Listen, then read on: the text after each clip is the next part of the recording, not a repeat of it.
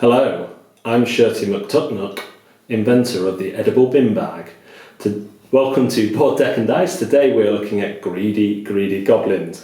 Greedy Goblins is essentially a push your luck, guess what everyone else is doing, real-time action game for 2 to 4 players. Although I will say 2 players, there are some rules for it, but really you want at least 3 to make this game fun. I'll say that from the outset.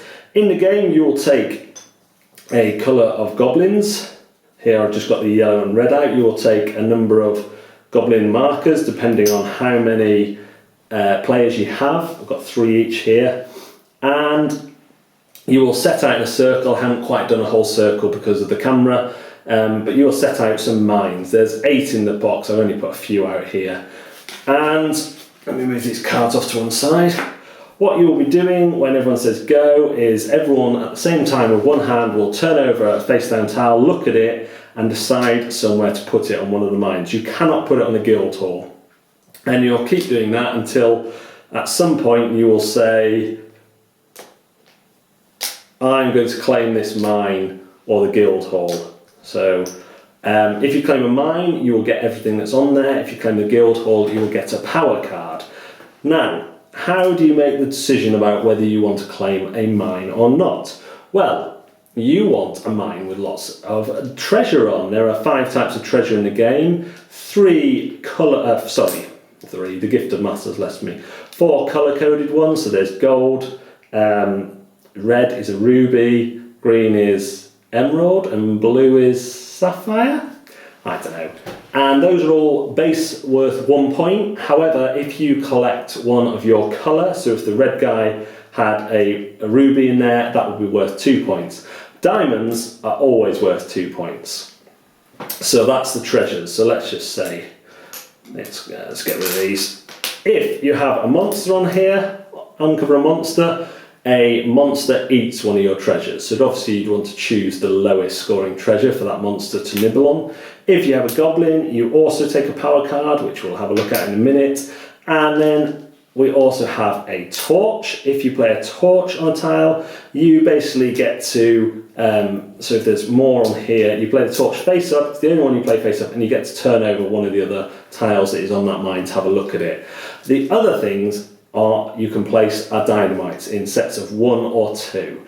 Dynamite is good until it's bad. So, on this treasure here, on this mine here, we have 3 treasures. If there had also been 1 dynamite, then that would double the value of the treasure. So I'm red, I get 2 for that, 2 for that, 1 for that. That 5 would become a 10. If, however, there is 2 dynamites on a mine, you triple the value of the treasure, so that would be 15.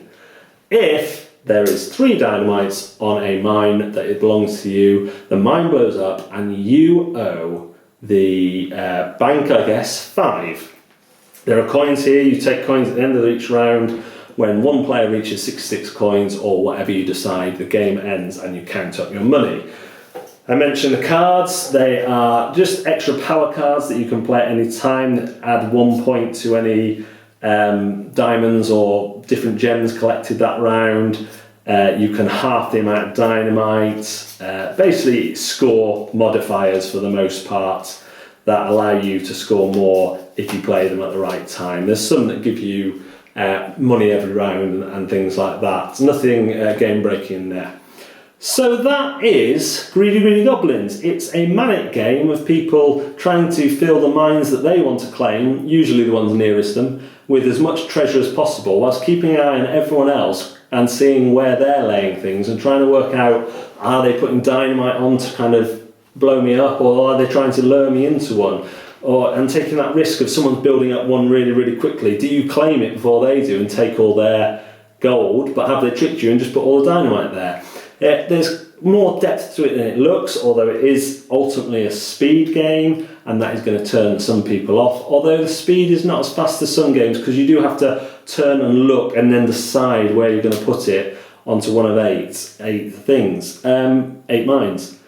I like it. My son likes it. He doesn't know how to play it. He's 6. He kind of gets it, but what he likes doing is just putting loads of dynamite on every other one apart from the ones he's going to claim, and then finds it hilarious when you turn over all the tiles and they're all dynamite. He absolutely loves that.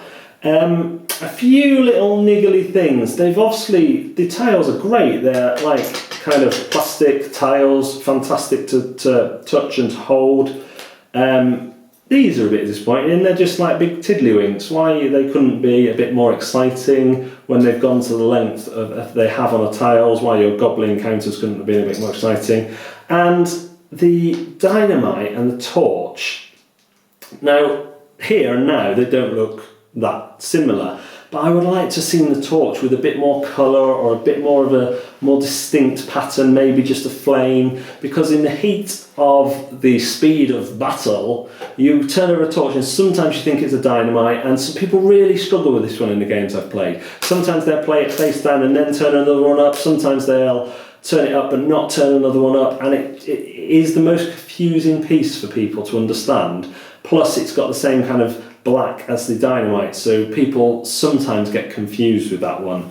Another, and probably my biggest complaint, is that for a game that punishes you for when you blow a mine up by charging you 5 coins, the coins, punchboard coins that come in the game are only in denominations of 10 and 1. So it can be, for a speed game, the slowest part of the game is dishing out the money at the end of the rounds and paying the fines, because often find yourself giving change and having to work it all out, and it just holds up what otherwise is a really, really fast, clever game. One of the things that attracts me is Richard Garfield's name. Like I say, fantastic gameplay wise, surprisingly good, just with those few niggles that seem like with a tiny little bit more thought would have made this a more complete package. Like I said, the only one that really... Well, no, they do all affect gameplay, apart from the tokens. The torch does affect gameplay. The fact that we're having to slow down to count our coins does affect gameplay. So those are my niggles. Intimidation factor, very low. Rulebook, very straightforward. Perhaps even a bit long for what it is. The powers are straightforward, they all say on the card. It makes sense that the colours that you match get more points. And on your little sheets you do have keys for all the treasures. So even though there's a lot to remember, it tells you everything on there. So the rules, the intimidation factor, very low. The fun is great, good fun, don't get me wrong, just could be improved to be a much more smoother game with the simple addition of a little bit of colour on this and 5 denominations of 5 gold coins. Coins in 5, you know what I mean, everyone knows what I mean. Thanks very much for watching Board Deck and Dice. We've been reviewing greedy Goblins, and we'll see you next time.